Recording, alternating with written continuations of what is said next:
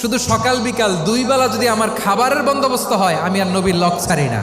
আমার আনসার সাহাবারা ক্ষেত খামারের কাজ করতো, আমার মুহাজির সাহাবারা ব্যবসা করতো, আর আমি নবীর সাথে সাথে থাকতাম। 5374টা হাদিস তিনি বর্ণনা করেছেন।